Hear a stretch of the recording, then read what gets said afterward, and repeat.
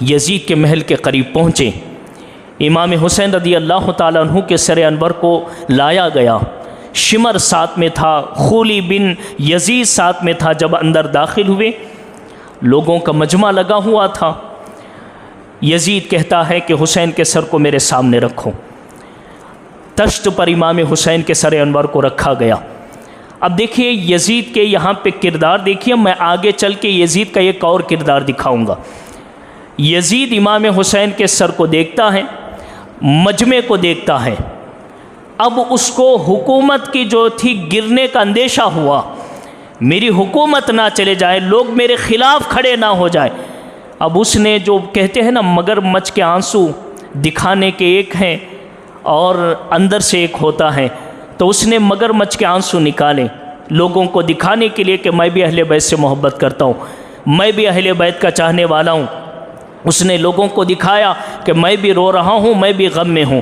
امام حسین کے قریب گیا اور کہتا ہے کہ حسین، اگر تم سیدھا میرے پاس آتے، مجھ سے بات کرتے، تو تمہیں کبھی بھی اس طرح کا معاملہ پیش نہیں آتا۔ جو تم کہتے میں وہ بات مان لیتا، جہاں تم بولتے وہاں تمہیں جو ہے بھیج دیا جاتا۔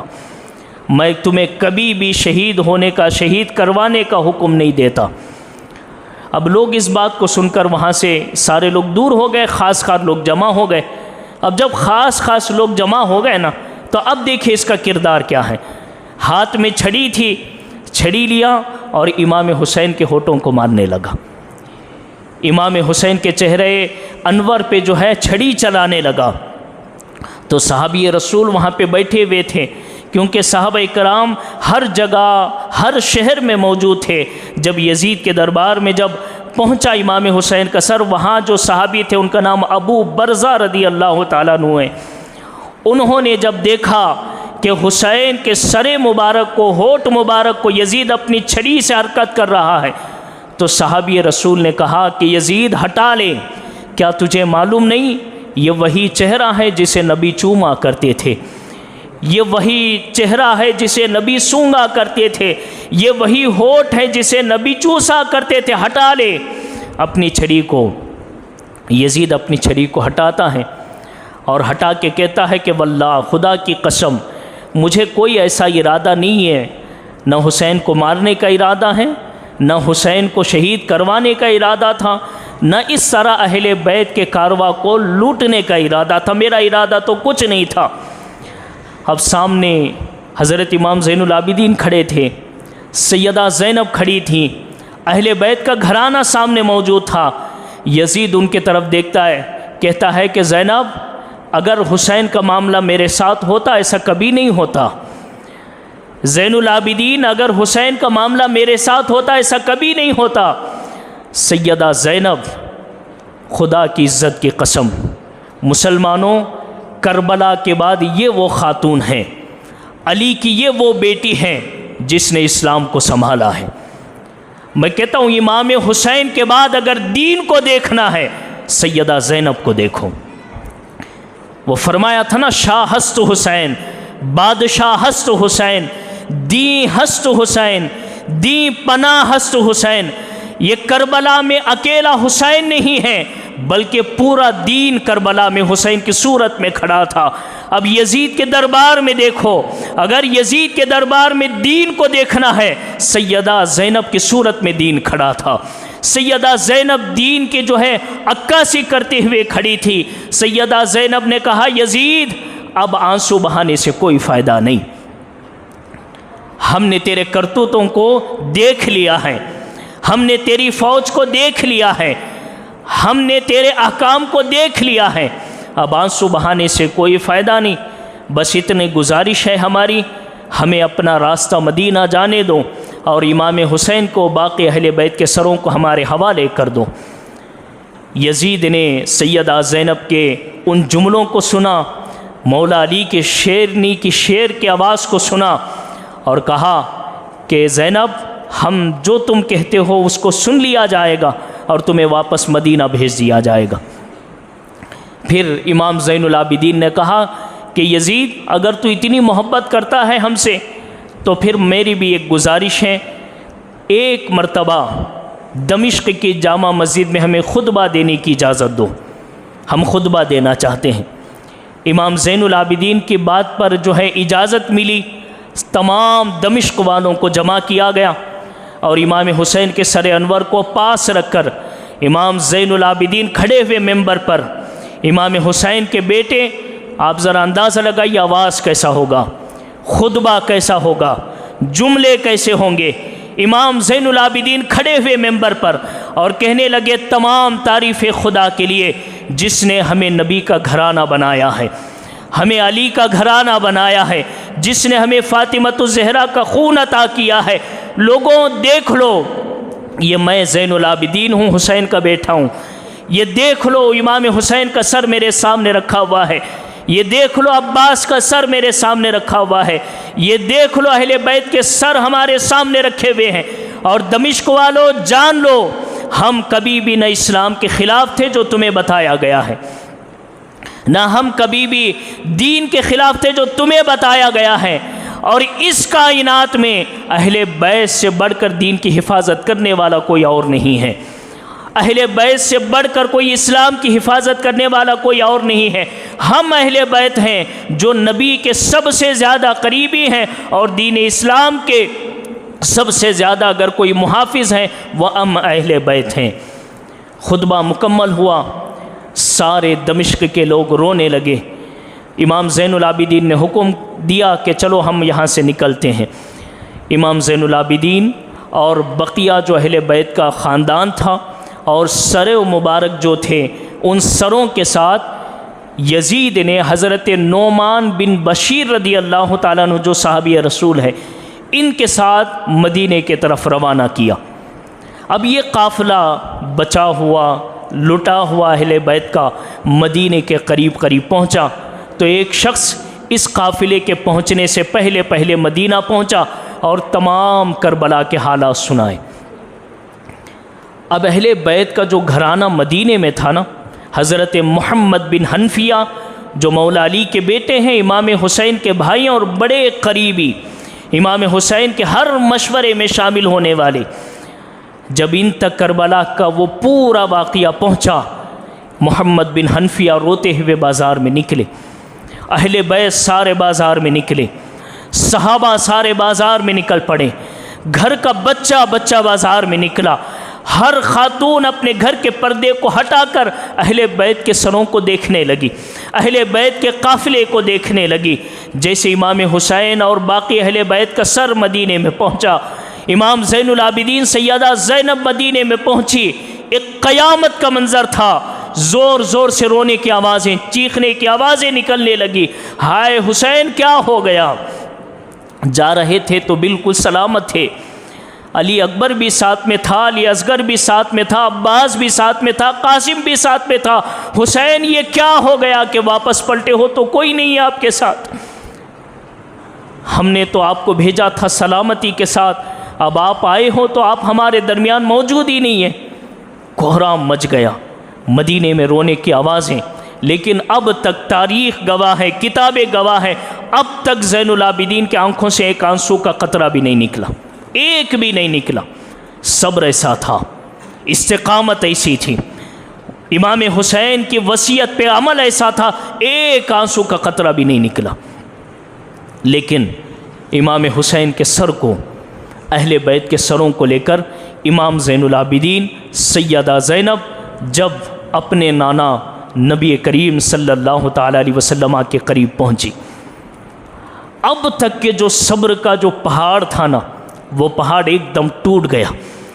امام زین العابدین کے آنکھوں سے بے قطار رونے کی آوازیں، سیدہ زینب رونے لگی، اور سیدہ زینب کہنے لگی نانا جان دیکھیے، یہ آپ کا وہی نواسا ہے جس کو آپ نے بڑے لاڑوں سے پالا ہے، یہ وہی نواسا ہے جس کو آپ نے اپنے کندھوں پر کھلایا ہے، یہ وہی نواسا ہے جس کو آپ نے مدینے میں کھلایا ہے۔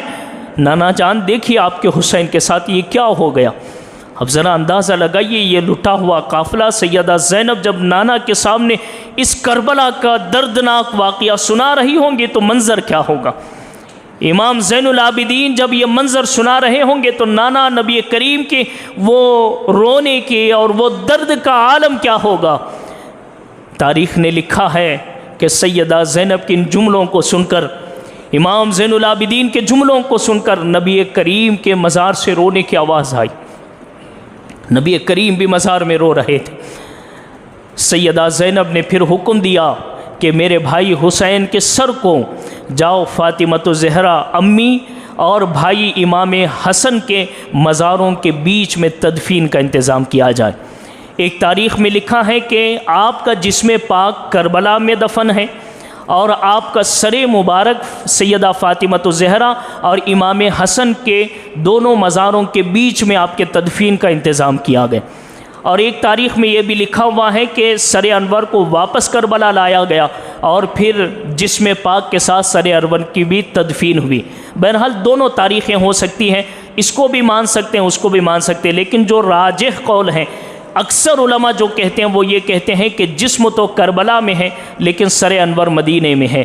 تمام اہل بیت کے سروں کی تدفین ہوئی اور امام زین العابدین سیدہ زینب سب گھر آئے، اہل بیت سارے گھر میں جمع ہوئے اور سب کربلا کا واقعہ سنتے ایک کے بعد دوسرے رونے لگتے۔ ذرا آپ اندازہ لگائی امام زین العابدین کی کیفیت کیا ہوگی، سیدہ زینب کی کیفیت کیا ہوگی۔ کبھی بھی امام زین العابدین کو کسی نے روتا ہوا نہیں، ہنستا ہوا نہیں دیکھا، کبھی بھی ہنستا ہوا کسی نے نہیں دیکھا۔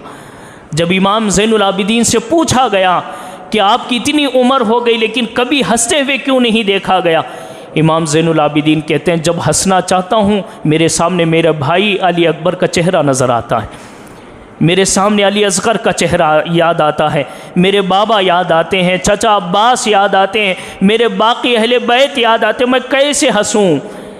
میرے سامنے انہوں نے اپنی جام شہادت نوش کی ہے۔ اللہ اکبر۔ یہ مدینے میں پہنچا، چند دنوں کے بعد جب معاملہ ٹھنڈا ہوا، کربلا کا واقعہ، لوگوں کے دلوں میں جو درد تھا نا وہ درد کچھ کم ہونے لگا۔ ابھی 2 سال گزرے تھے، یزید نے حکم دیا 12,000 کے لشکر کو۔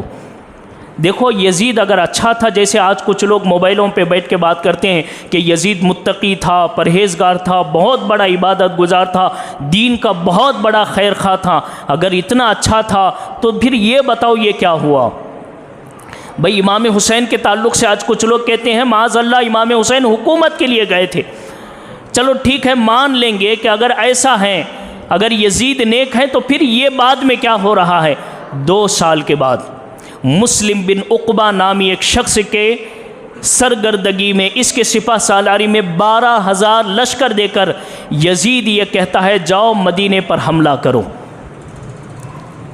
اس کی اجازت سے، اس کے حکم سے 12,000 لشکر مدینہ پہنچا۔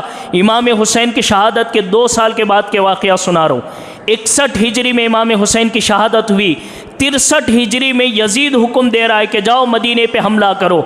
22,000 کا لشکر جب مدینہ پہنچا، 700 صحابی رسول کو شہید کر دیا۔ اب آپ بتائیے 700 صحابیوں کو شہید کرنے والا متقی ہوتا ہے، پرہیزگار ہوتا ہے، پھر یہ کیسے بیوقوف ہے جو موبائلوں پر بیٹھ کر یزید کی تعریف کرتے ہیں؟ یہ کیسے دین سے دور اہل بیت سے بغض رکھنے والے کیسے یزید کی تعریف کرتے ہیں؟ 700 صحابہ کو شہید کر دیا گیا مدینے میں۔ اور مسلم بن عقبہ جب مدینے میں پہنچا، اس نے کہا کہ جو گھوڑے اونٹ ہیں ہمارے سواریاں سب لے جا کے مسجد نبوی میں باندھ دو۔ 3 دن تک مسجد نبوی میں نماز نہیں ہوئی، اذان نہیں ہوئی۔ 3 دن تک کے گھوڑے باندھے گئے۔ گھوڑے جب پیشاب کرتے تھے، جب گھوڑے لید کرتے تھے، وہ پیشاب کے قطرے حضور کے منبر پہ جا کے پڑتے تھے۔ یہ یزید کا کردار سنا رہا ہوں۔ اب آپ فیصلہ کیجئے، یزید متقی ہیں جو مسجد نبوی کی اس طرح بے حرمتی کرنے کا حکم دیا تھا؟ مسلم بن عقبہ 3 دن تک مسجد نبوی کو بند کرے رکھا تھا۔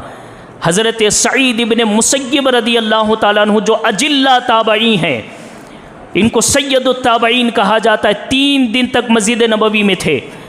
جب ان کو معلوم ہوا کہ یہ مسجد نبوی میں گھوڑوں کو باندھ رہا ہے اور مدینے پر حملہ کر رہا ہے، تو آپ نے 3 دن تک دیوانہ ہونے کا ناٹک کیا کہ کم سے کم میں مسجد نبوی کی حفاظت کر سکوں۔ جب اس کے آدمی آتے سعید بن مسیب کو دیکھتے تو کہتے تھے چلو یہ تو دیوانہ ہے، اس کو مار کے کیا کریں گے، ویسے بھی کوئی کام کا نہیں۔ لیکن کمال ہے وہ دیوانہ جو اپنی دیوانگی لوگوں کے سامنے ظاہر کرتا ہے صرف اس لیے مسجد نبوی کی حفاظت ہو سکے، صرف اس لیے کہ روضہ رسول کی حفاظت ہو سکے۔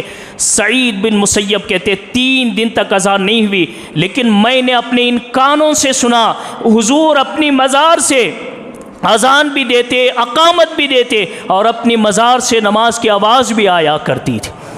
اسی لیے میرے امام اعلیٰ حضرت نے پکار کر کہا تھا، آپ نے کہا تو زندہ ہے واللہ، تو زندہ ہے واللہ، میری چشم عالم سے چھپ جانے والے، کون کہتا ہے کہ معاذ اللہ نبی مر کے مٹی میں مل گئے؟ سنو سعید بن مسیب کہتے ہیں 3 دن تک مسجد نبوی بند تھی، وہاں پہ اذان نہیں ہوئی، لیکن نبی کریم اذان دے رہے تھے، نبی کریم اقامت دے رہے تھے، نبی کریم نمازیں ادا کر رہے تھے۔ 3 دن تک یہ معاملہ تھا۔ 3 دن تک مسلم بن عقبہ نے کہا تمہارے لیے مدینے کی عورتیں حلال ہے، جس کے ساتھ جو کرنا ہے کرو۔ خواتین کے ساتھ نہ جانے کس طرح کا ظلم کیا گیا مدینے کے صحابیات کے ساتھ۔ اب آپ بتائیے کیا یزید نیک ہے؟ 3 دن تک حلال، جس خاتون کے ساتھ بدکاری کرنا چاہیں۔ اللہ اکبر، ایک خاتون، اس کا بیٹا پکڑ کے لایا گیا، اس خاتون کو معلوم ہوا کہ میرا بچہ قیدی بنا لیا گیا ہے، مار دیا جائے گا۔ وہ دوڑتے ہوئے پہنچی، مسلم بن عقبہ سے کہا کہ ایک کام کرو، میں آ گئی ہوں، ماں کا چہرہ دیکھ کر بیٹے کو چھوڑ دو۔ ماں کے سامنے اس نے گردن پہ بیٹے کے تلوار رکھی، ماں کے سامنے سر اڑاتے ہوئے کہا تیری جان بچ گئی، اتنا تجھے ضروری نہیں کہ تو بیٹے کو بھی بچانے کے لیے آ گئی؟ چل نکل جا یہاں سے، کسی کو بچایا نہیں جائے گا۔ یہ حکومت ہے یزید کی۔ وہ عورت کہتی ہیں کہ میں نے وعدہ کیا اللہ سے کہ جب تک اس کے لاش کو میں جلاؤں گی نہیں، میں سکون سے بیٹھوں گی نہیں۔ 3 دن کے بعد یہ سارا معاملہ مدینے کے ہونے کے بعد مسلم بن عقبہ اپنے فوج کے ساتھ جب مکے پہ حملے کے لیے جا رہا تھا، راستے میں مر گیا بیماری کی وجہ سے۔ جب مرا تو اس کو اسی راستے میں دفن کیا گیا۔ وہ جو عورت ماں جو تھی نا، اس نے وعدہ کیا تھا کہ مولا میں اس کو جلاؤں گی، وہ ماں آئی اور اس کے قبر کو کھولی، سر کے طرف سے کھولا تو بہت بڑا اژدہا عذاب دے رہا تھا۔ لوگوں نے کہا کہ چھوڑ دو اس کو، اللہ کی طرف سے ویسے بھی عذاب مل رہا ہے۔ اس نے کہا نہیں، میں اپنا وعدہ پورا کروں گی، ماں ہوں، اپنے بیٹے کا بدلہ ضرور لوں گی۔ پھر پیروں کی طرف سے کھولا گیا تو پیروں کے پاس سے بھی اژدہا کھڑا تھا، دائیں طرف کھولا گیا وہاں بھی اژدہا تھا، بائیں طرف کھولا گیا وہاں بھی اژدہا تھا۔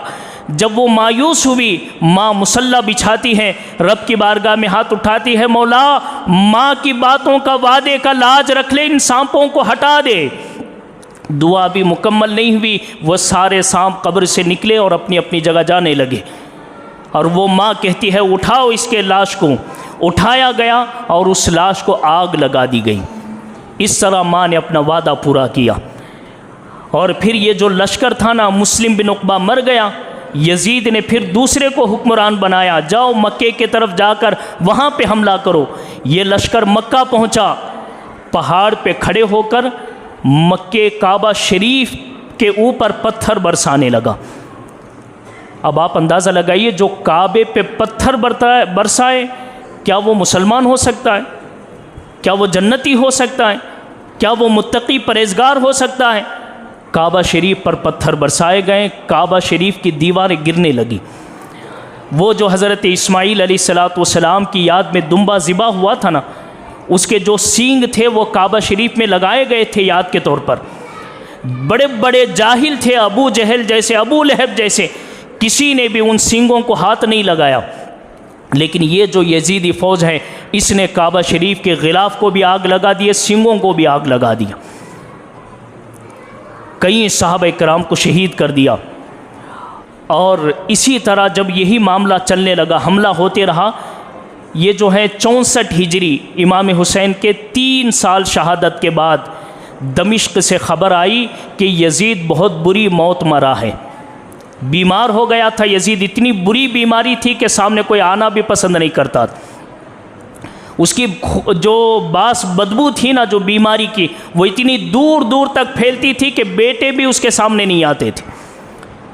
بہت بری بیماری کے ساتھ یزید جب جہنم میں پہنچنے لگا تو ایک تابعی کہتے ہیں کہ ہم نے یہ روایت لی ہے کہ جب یزید مرنے لگا، ایک ناچنے والی اس کے جو میت تھی، جو اس کی لاش تھی، اس کے لاش کے پاس ناچ رہی تھی، شراب کا بوتل رکھا ہوا تھا بھرا ہوا، اور یہ گناہ کی باتیں کر رہا تھا۔ یہی گناہ کی باتیں کرتے کرتے شراب کی حالت میں نچنیاں کو دیکھتے ہوئے یہ دنیا سے جہنم میں پہنچا۔ بعض علماء یہ کہتے ہیں کہ اس کی توبہ کی روایتیں بھی موجود ہیں، لیکن دونوں اختلاف ہو سکتے ہیں کہ توبہ کی روایت پہنچی ہوں، یا جو علماء یہ کہتے ہیں کہ یہ سیدھا کافر ہے اور جہنمی ہے، تو ہم یہ دونوں بھی مان سکتے ہیں۔ لیکن یہ جو اہل بیت سے محبت کرنے والے ہیں وہ تو ضرور کہیں گے کہ ایسے آدمی کو کبھی نجات نہیں مل سکتی جو امام حسین کو اتنا ستایا ہوں۔ اللہ اکبر۔ یہ 3 سال کی مدت کے بعد یزید مرا۔ یزید کے بعد جو ہے حضرت عبداللہ بن زبیر آپ حاکم بنے، بادشاہ بنے۔